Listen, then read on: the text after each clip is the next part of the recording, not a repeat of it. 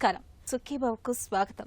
ఈ రోజు సుఖీభవలో హెచ్ఐవికి రోజుకు ఒకే మాత్ర, వేసవిలో ద్రవాహారాలతో మేలెంతో, అన్ని క్యాన్సర్లకు ఒకే టీకా రాబోతుందా, ఇంకా హెల్త్ టిప్.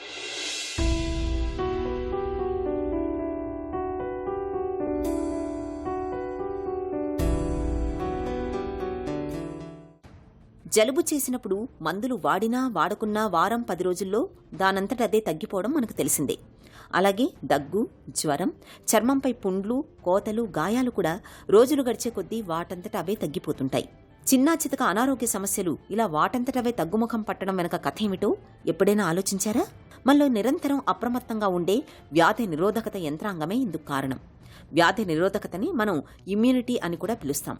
సైనికుల్లాగా పహారా కాస్తూ వ్యాధుల నుంచి, వ్యాధి కారకాల నుంచి రక్షణ కల్పించే కీలకమైన ఈ వ్యవస్థ బలహీనమైనప్పుడు మనకు జబ్బుల ముట్టడి పెరుగుతుంది. తరచూ ఏదో ఒక ఇన్ఫెక్షనో, అనారోగ్యమో మనల్ని పట్టి పీడిస్తూ ఉంటుంది. అయితే విటమిన్ సి వంటి కొన్ని ప్రత్యేకమైన ఆహారాలను మన ఆహారంలో భాగంగా చేసుకోవటం ద్వారా మనలో వ్యాధి నిరోధక యంత్రాంగాన్ని పటిష్టంగా ఉంచుకోవచ్చని చెబుతారు పోషకాహార నిపుణులు. జనరల్గా ఇమ్యూనిటీ అంటే వ్యాధి నిరోధక శక్తి అని అంటారు అందరూ. ఈ ఆహారం ద్వారాను మనకి జనరల్ ఇమ్యూనిటీ వస్తూ ఉంటుంది. ఏమేమి ఆహార పదార్థాలు అన్నది ఏంటంటే ఎక్కువగాను విటమిన్లు, ఖనిజ లవణాలు. ఈ విటమిన్లలో విటమిన్ ఏ, తర్వాత B6 అంటే ఫోలిక్ యాసిడ్, మిగతా వైటమిన్స్, వైటమిన్ సి, ఇంకా ఖనిజ లవణాల్లోనే ఏంటంటే సెలీనియము, తర్వాత ఐరన్, ఇటువంటివి ఉంటాయి. ఈ విటమిన్లు, ఈ ఖనిజ లవణాలు ఉన్న ఆహార పదార్థాలు తీసుకొని జనరల్ బ్యాలెన్స్డ్ డైట్ అంటే సమతులిత ఆహారం మనం తీసుకోగలిగితే ఈ వ్యాధి నిరోధక శక్తిని జాగ్రత్తగా కాపాడుకోగలుగుతాం. ఇలా తీసుకోవడం వలన మనకి ఏ రకమైన ఇప్పుడు ఒకటే ఇంట్లో కానీ ఒకటే ప్రదేశంలో కానీ ఈ ఎన్నో రకాల జనరల్గా ఒక ఎపిడమిక్స్గా వచ్చిన జబ్బుల్ని అందరికీ రావు. కొంతమందికి వస్తాయి, కొంతమందికి రావు. ఒక ఇంట్లోనే 4గురికి వస్తే 2కి రావు. అది ఎందుకు? వీళ్ళకి జనరల్గా వీళ్ళ యొక్క శరీరంలో వ్యాధి నిరోధక శక్తి బాగా పెంచింది. వాళ్ళు తినే ఆహారం, వాళ్ళు చేసుకునే దినచర్య కార్యక్రమాలు బట్టి వాళ్ళకి స్ట్రెంగ్త్ ఎక్కువ వస్తుంది కాబట్టి వాళ్ళకి రాదు. ఈ డిఫరెన్స్ చూసుకొని మనం జాగ్రత్తగా తీసుకోవాల్సిన అవసరం చాలా ఉంది. జబ్బు పడ్డప్పుడు, ఆపరేషన్ జరిగి ఆసుపత్రిలో ఉన్నప్పుడు మనం త్వరగా కోలుకోవడానికి వీలుగా పండ్లు, పండ్ల రసాల్ని ఎక్కువగా తీసుకుంటాం. ఈ పండ్లు, పండ్ల రసాల్లో సమృద్ధిగా లభించే విటమిన్ సి మనలోని ఇమ్యూనిటీకి మరింతగా ఊతమిస్తుంది, మనల్ని వేగంగా కోలుకునేలా చేస్తుంది. అందుకే విటమిన్ సిని డాక్టర్ సి అని కూడా పిలుస్తారు వైద్యులు. వ్యాధి నిరోధకత బలహీనంగా ఉన్నప్పుడు, తరచూ ఏదో ఒక ఇన్ఫెక్షన్ సోకుతున్నప్పుడు తరచూ నిమ్మజాతి పళ్లను తీసుకోవాలి.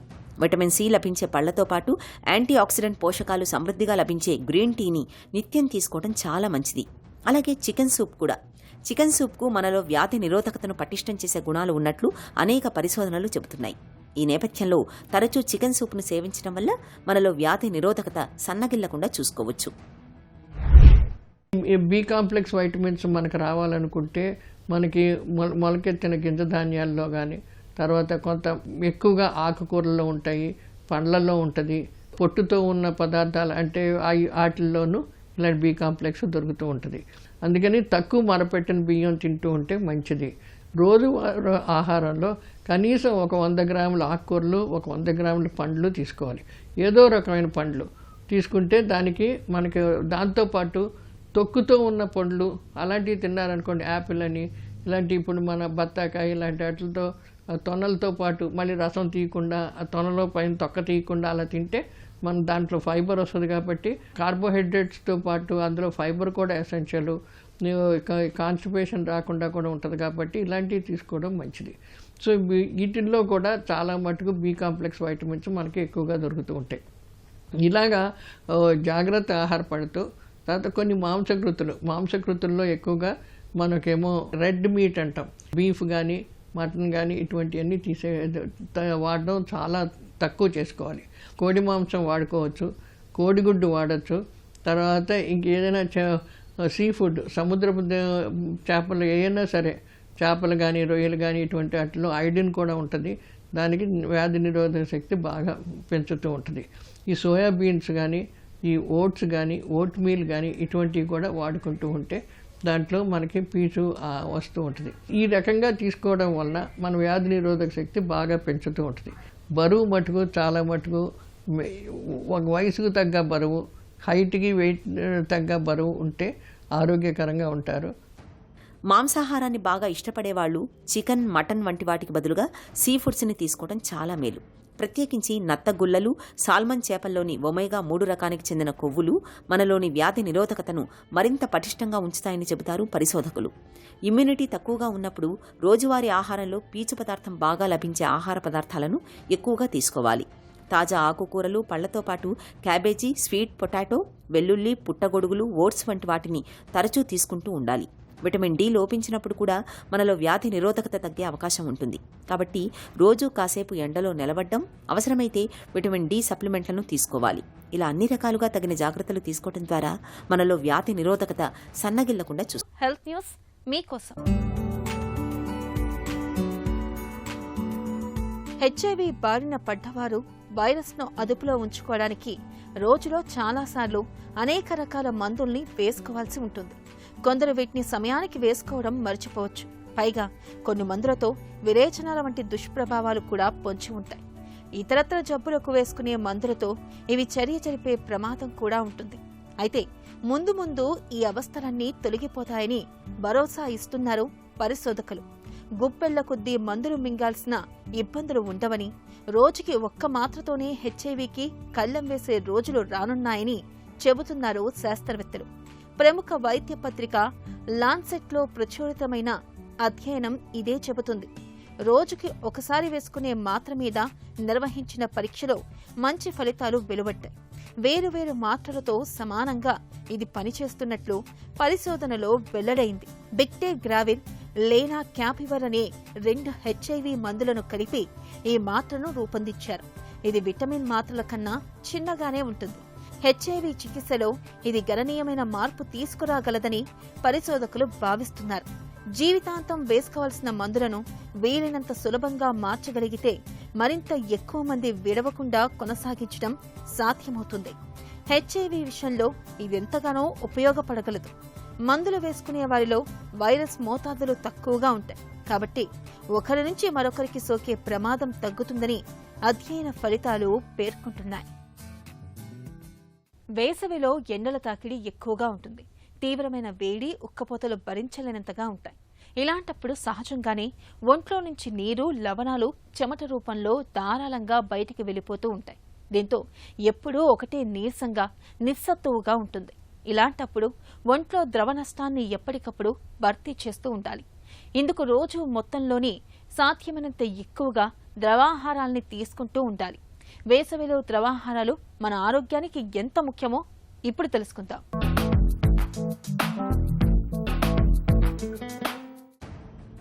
వేసవి కాలంలో చెమట రూపంలో శరీరంలోని నీరు మొత్తం బయటకు పోతూ ఉంటుంది. ఈ నీటితో పాటు మన శరీరంలో ఉండే ఎలక్ట్రోలైట్స్, సోడియం, పొటాషియం లాంటి లవణాలు అన్నీ వెలుపలికి వెళ్ళిపోతాయి. శరీరంలో ఆరోగ్యపరంగా సమతుల్యత పాటించాలంటే మనం వీటిని ఎప్పటికప్పుడు భర్తీ చేయటం ఒక్కటే మార్గం. ఇందుకు తరచూ మంచినీళ్లను తాగడంతో పాటు పళ్ల రసాన్ని కూడా తాగుతూ ఉండాలి. శరీరాన్ని, చర్మాన్ని తాజాగా ఉంచటంలో నిమ్మరసాన్ని మించింది మరోటి లేదు. ఒంట్లో ద్రవ నష్టాన్ని తగ్గిస్తుంది. ఉష్ణతాపం నుంచి మంచి ఉపశమనాన్ని అందిస్తుంది. అలాగే నారింజ, బత్తాయి రసాలు కూడా.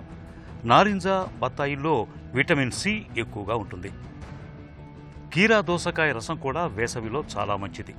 వేసవిలో చర్మానికి కావలసినంత తేమను అందిస్తుంది. కీరా దోసలో నీరు శాతం అధికం, క్యాలరీలు తక్కువగా ఉంటాయి. ఎండాకాలం ముగిసే వరకు ప్రతిరోజు కీరా దోసకాయ రసాన్ని తీసుకోవటం చర్మానికి ఎంతో మేలు చేస్తుంది. అలాగే టమోటా, క్యారెట్, యాపిల్, ద్రాక్ష, బొప్పాయి, మామిడి రసాల్ని ఈ సీజన్లో నిత్యం తీసుకోవటం మేలు చేస్తుంది. వేసవి సీజన్లో దప్పిక వేసినా వేయకున్నా రోజు మొత్తంలో సాధ్యమైనంత ఎక్కువగా నీళ్లను తాగుతూ ఉండాలి. ఎండలు తగ్గే వరకు కాఫీ, టీలను బాగా తగ్గించాలి. వేసవిలో పదే పదే కూల్ డ్రింకులు తాగటం ఏమంత మంచిది కాదు. కూల్ డ్రింక్స్ కన్నా కొబ్బరి నీళ్లు, మజ్జిగ, నిమ్మరసం, పళ్ల రసాల్ని తీసుకోవటం మంచిది. పెరుగు, మజ్జిగలతో కూడిన సాత్వికాహారం ఈ ఎండాకాలంలో శరీరానికి ఎంతగానో చలవ చేస్తుంది. ఈ సీజన్లో పుచ్చకాయలు, కర్బూజా, తాటి ముంజలు విరివిగా దొరుకుతాయి. వీటిని రసాల రూపంలో నిత్యం తీసుకోవాలి. ఎండాకాలంలో షర్బత్తులను తీసుకోవటము మంచిదే. రకరకాల వనమూలికల్ని నీటిలో ఉడికించి ఆపై చక్కెర పాకంతో రంగరించి తయారు చేసే షర్బత్తులు వేసవిలో మనకు చల్లదనాన్ని అందించటంతో పాటు డీహైడ్రేషన్, వడదెబ్బ వంటి ఇక్కట్లను దూరంగా ఉంచుతాయి. క్యాన్సర్ చికిత్సలో టీకాల వాడకం కీలకం కానుందా? తాజా పరిశోధనల ఫలితాలు ఇదే సూచిస్తున్నాయి. దశాబ్దాల పరీక్షల అనంతరం క్యాన్సర్ టీకాలు కొంగొత్త ఆశలు రేకెత్తిస్తున్నాయి. వచ్చే 5 ఏళ్లలో మరెన్నో టీకాలు అందుబాటులోకి రావచ్చని, ప్రత్యేకించి అన్ని క్యాన్సర్లకు ఒకే టీకా అందుబాటులోకి వస్తుందన్న ఆశాభావం వైద్య రంగంలో వ్యక్తమవుతుంది. ఇప్పటికే సర్వైకల్ క్యాన్సర్కు హెచ్పివి టీకా అందుబాటులో ఉంది. కొన్ని రకాల క్యాన్సర్ చికిత్సల్లోనూ టీకాలను ఒక ఆయుధంలా వాడుతున్నారు. ఈ నేపథ్యంలో క్యాన్సర్ టీకాల గురించిన పూర్తి వివరాల్ని డాక్టర్ని అడిగి ఇప్పుడు తెలుసుకుందాం.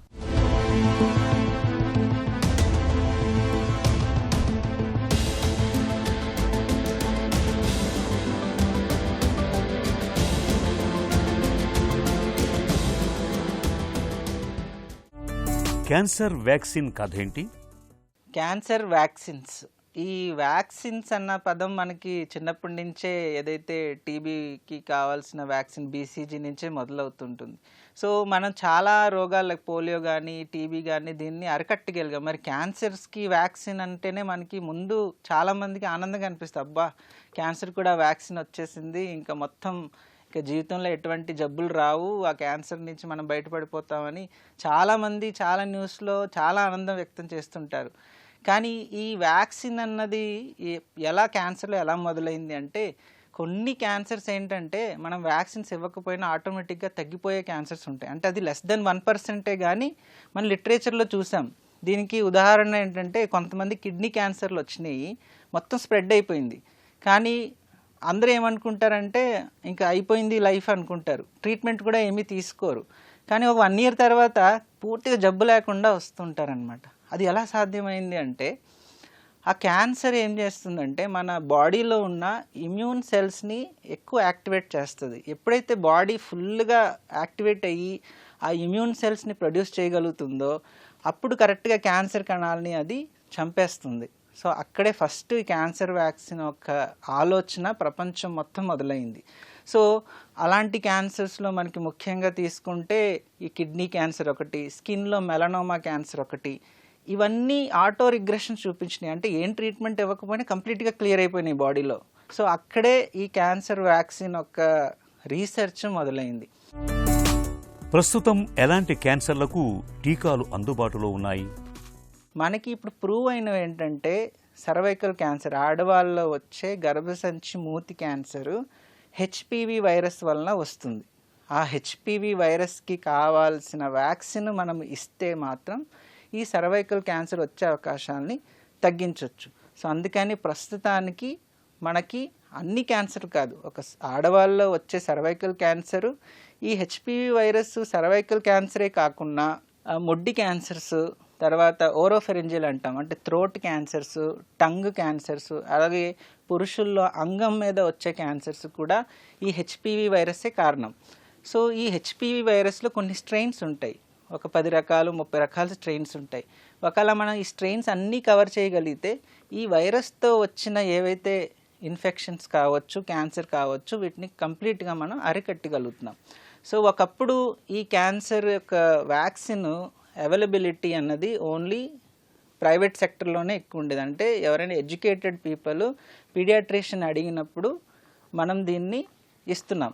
అందులో ఒక 2-3 బ్రాండ్స్ ఉన్నాయి. ఏది బెస్ట్, ఏ అంటే 2 ఉంటే మాత్రం బైవాలెంట్, 4 స్ట్రెయిన్స్ ఉంటే క్వాడ్రివాలెంట్, అలాగా ఎన్ని స్ట్రెయిన్స్ ఎక్కువ ఉంటే దాన్ని బట్టి దాని రేట్ ఉండేది. కానీ ఇప్పుడు చాలా మంచి విషయం ఏంటంటే, ప్రభుత్వమే ఇనిషియేట్ చేసుకొని ఈ అండర్ ప్రివిలేజ్ పూర్ పీపుల్స్కి ఈ యొక్క వ్యాక్సిన్ ఫ్రీగా ఇస్తున్నప్పుడు ఖచ్చితంగా దీన్ని వినియోగం చేసుకోవాలన్న బాధ్యత ప్రజలకే ఉంటుంది. సర్వైకల్ క్యాన్సర్ వ్యాక్సిన్పై ఎలాంటి అవగాహన అవసరం? ఆ ప్రపంచంలో కొన్ని దేశాలు ఈ వ్యాక్సిన్స్ వాడడం వలన ఈ సర్వైకల్ క్యాన్సర్ ఒక ఇన్సిడెన్సెస్ అంటే వాళ్ళు ఆల్మోస్ట్ ఎరాడికేషన్ స్టేజ్కి వచ్చేసారు ఆ వ్యాక్సిన్స్ ఒక వినియోగం వలన. కానీ మనం ఇప్పటికే ఒక 10-15 ఇయర్స్ లేట్గా నడుస్తున్నాం. పోనీ ఇప్పటికైనా మనం దాన్ని రియలైజ్ అయ్యి ఈ వ్యాక్సిన్ కానీ మన ఆడపిల్లలకి ఎస్పెషల్లీ మనకి మోస్ట్ కామన్ ఈ రూరల్ పాపులేషన్లో ఉన్న క్యాన్సర్ ఏంటంటే మోస్ట్ కామన్ ఈ సర్వైకల్ క్యాన్సరే. చాలా చిన్న వయసులో 30 సంవత్సరాల వయసులో మనం ఈ సర్వైకల్ క్యాన్సర్ చూస్తుంటే డాక్టర్గా మాకు కూడా చాలా బాధ అనిపిస్తుంటుంది. కానీ ఒక ప్రూవ్ అయిన వ్యాక్సిన్ దీని గురించి మనం ఖచ్చితంగా మాట్లాడుకోవాలి. ఖచ్చితంగా అండర్ ప్రివిలేజ్ పీపుల్ కానీ గవర్నమెంట్ ఇచ్చిన ఈ యొక్క అవకాశాన్ని అందరూ వినియోగం చేసుకోవాలని నా మనవి. సో ఇది ప్రూవన్ క్యాన్సర్. క్యాన్సర్ చికిత్సలో కూడా టీకాలను వాడుతున్నారా? చాలామందికి తెలియని విషయం ఏంటంటే మనం యూరినరీ బ్లాడర్ మూత్రసంచి క్యాన్సర్స్ ట్రీట్మెంట్ అయిన తర్వాత రాకుండా ఉండడానికి కూడా ఈ వ్యాక్సిన్స్ వాడుతుంటాం. ఇది చాలామందికి అంటే ట్రీట్మెంట్ తీసుకున్న వాళ్ళకి తెలిసి ఉండొచ్చు కానీ జనరల్ పబ్లిక్కి తెలీదు. సో బీసీజీ వ్యాక్సిన్ ఒక ట్రీట్మెంట్ గురించి వాడచ్చు అన్నది ఆల్రెడీ సైంటిఫికలీ ప్రూవెన్. అన్ని క్యాన్సర్లకు ఒకే టీకా రాబోతుందని అంటున్నారు, నిజమేనా? మన బాడీలో చాలా రకాల జీన్స్ ఉన్నాయి. ఆ ఒక్కొక్క జీన్కి ఒక్కొక్క క్యాన్సర్ బయటపడుతూ ఉంటుంది. సో అన్ని జీన్స్కి ఒక వ్యాక్సిన్ తయారు చేయాలంటే అది ఇంపాసిబుల్. సో ఇప్పుడు రష్యాలో జరిగిన ఏదైతే పరిశోధన ఉందో అదేంటంటే కరోనా వచ్చిన తర్వాత మనకి mRNA వ్యాక్సిన్స్ తయారు చేయడం మొదలెట్టారు. అంటే ఏంటి, కోవిడ్కి కూడా ఒక రకరకాల స్టెయిన్స్ మారుతూనే ఉన్నాయి. ఒకసారి ఒక స్టెయిన్ అంటున్నాం, ఇంకోసారి రెండో స్టెయిన్ అంటున్నాం. కానీ అన్ని స్టెయిన్కి కలిపి ఒక వైరస్ని తయారు చేసి మనం బాడీలో ఒక యాంటీ కోవిడ్ ఇమ్యూన్ సెల్స్ని మనం తయారు చేస్తున్నాం. సో అలాగే ఈ క్యాన్సర్ కూడా రకరకాల జీన్స్ ఉన్నాయి, రకరకాల స్టెయిన్స్ ఉన్నాయి. కానీ బాడీలో ఒకే ఒక సెల్ని కానీ మనం యాక్టివేట్ చేయగలిగితే ఈ అన్ని క్యాన్సర్ని మనం చంపేయచ్చు అని ఆలోచనతోనే పరిశోధన మొదలయ్యాయి. అంటే ఇది రష్యా కాదు, యుఎస్లో నడుస్తుంది, జర్మనీలో నడుస్తుంది. ఆ కంట్రీస్ కొంచెం ఈ mRNA వ్యాక్సిన్ మీద పరిశోధనలు జరుగుతూ ఉన్నాయి. సో ఈ పరిశోధనలో తెలిసింది ఏంటంటే హ్యూమన్ స్టడీస్ కాదు, ప్రస్తుతం మనం ఏదైనా ప్రయోగం చేసినప్పుడు యానిమల్ స్టడీస్లోనే చేస్తాం. సో యానిమల్ స్టడీస్లో వాళ్ళు కనిపెట్టింది ఏంటంటే ఈ కోలాన్ క్యాన్సర్ కానీ బ్రెస్ట్ క్యాన్సర్ కానీ ఇలాంటివి వచ్చినా కానీ కంప్లీట్గా క్లియర్ అయిపోతున్నాయి, అంటే కంప్లీట్గా మాయమైపోతున్నాయి. సో ఇవి హ్యూమన్ ట్రయల్స్లో అంటే మనుషుల్లో ప్రయోగించినప్పుడు ఎవరికి ప్రయోగిస్తాం, ఎందుకు ప్రయోగిస్తాం అంటే ఆల్రెడీ ఒక జబ్బుతున్న వాళ్ళకి డైరెక్ట్గా మనం వ్యాక్సిన్ ఇచ్చేయలేము. ఇది కొత్తది, అది పనిచేస్తుందో లేదో తెలీదు. సో స్టేజ్ 4లో కొంతమందికి ఇవ్వడం జరిగింది. ఇస్తే ఏమైందంటే వాళ్ళు కొంతకాలం హ్యాపీగా ఉన్నారు ఈ వ్యాక్సిన్ తీసుకున్న తర్వాత. కానీ అలా అని అందరికీ అది ట్రీట్మెంట్లో సక్సెస్ అయింది అనేది 100% డేటా లేదు మనకి. సో తెలియవలసింది ఏంటంటే స్టిల్ ఇది ఒక రీసెర్చ్లోనే ఉంది. అలానే ఇది వ్యాక్సిన్ అంటే ఇస్తే జీవితంలో రాదు అని కాదు, ఇది ఒక ట్రీట్మెంట్ మొడాలిటీ. ఇప్పుడు ప్రస్తుతం ఉన్న వాళ్ళకే ఇస్తున్నారు, నార్మల్ ఇండివిజువల్కి ఇవ్వట్లేదు. సో ఫ్యూచర్లో ఏమైనా ఈ ఏదైతే స్టెయిన్స్ కరెక్ట్గా పనిచేసి ఇంకా కొంతమందిలో దీన్ని మనం ప్రయోగం చేసి ప్రూవ్ చేయగలిగితే అప్పుడు మనం జనరల్ పబ్లిక్లోకి దీన్ని ఇంట్రడ్యూస్ చేస్తాం. అప్పుడు దాకా ఏ వ్యాక్సిన్ కూడా మనకి పరిశోధనలో ఉన్నాయే. అన్ని వ్యాక్సిన్స్ అంటే రాకుండా కాదు, ప్రస్తుతం ట్రీట్మెంట్ సక్సెస్ చేయడానికే వాడుతున్నాం. అంటే స్టేజ్ 4లో ఉన్న వాళ్ళకి ఫస్ట్ జబ్బు రహితం చేయాలి. సో దానికి మనం వ్యాక్సిన్ వాడుతున్నాం. అలాగే చాలా ఇమ్యునోథెరపీస్ గురించి మనం వింటూ ఉన్నాం. చాలా ఇమ్యునోథెరపీస్ ఉన్నాయి. ఇవన్నీ వ్యాక్సిన్ లాంటి మాలిక్యూల్సే. Immunotherapy is nothing but one of the vaccine. So మనం ట్రీట్మెంట్కి వాడుతున్నాం. ఎవరికి వాడుతున్నాం? స్టేజ్ 4కి వాడుతున్నాం. అంటే అన్ని మొడాలిటీస్ అయిపోయాయి. కీమో పని చేయట్లేదు, ఆపరేషన్ పని చేయట్లేదు, ఇంకా ఏదో ఒకటి చేయండి అంటే అప్పుడు ఈ యొక్క మాలిక్యూల్స్ అని మనం చెప్తూ ఉంటాం. సో ముఖ్యంగా తెలుసుకోవాల్సింది ఏంటంటే వ్యాక్సిన్స్ అన్ని క్యాన్సర్కి తయారు చేయడం చాలా చాలా కష్టం. 100 జీన్స్ ఉన్నాయి. ఆ జీన్కి ఒక్కొక్క జీన్కి ఒక్కొక్క క్యాన్సర్ వస్తూ ఉంటుంది. సో అన్ని జీన్స్కి 100 రకాల వ్యాక్సిన్స్ తయారు చేయడం అనేది చాలా కష్టం. క్యాన్సర్ అనేది ఇప్పుడు ఎంత మాత్రం ప్రాణాంతక జబ్బు కాదు. ఆధునిక వైద్య చికిత్సల సాయంతో చాలా వరకు ఈ మహమ్మారిపై పై చేయి సాధించగలుగుతున్నాం. సర్వైకల్ క్యాన్సర్ను అడ్డుకోవడంలో HPV టీకా ఒక గొప్ప ఆయుధంలా ఉపకరిస్తుంది. మరిన్ని టీకాలు అందుబాటులోకి వస్తే క్యాన్సర్ను పూర్తిగా రూపుమాపొచ్చనడంలో ఎలాంటి సందేహం లేదు. ఇక ఈ రోజు కార్యక్రమాన్ని ముగించే ముందు ఒక చిన్న చిట్కా మీకోసం. వేసవిలో తీవ్రమైన ఎండల దాటికి చర్మం ఇట్టే పొడిబారిపోతూ ఉంటుంది. కాబట్టి ఈ సీజన్లో చర్మానికి తరచూ కొబ్బరి నూనెను పట్టించి మృదువుగా మసాజ్ చేయడం మంచిది. ఈ అలవాటు చర్మాన్ని కాపాడడంతో పాటు చర్మానికి చలవదనాన్ని కూడా అందజేస్తుంది. అలాగే రక్త ప్రసరణను కూడా చక్కగా మెరుగుపరుస్తుంది.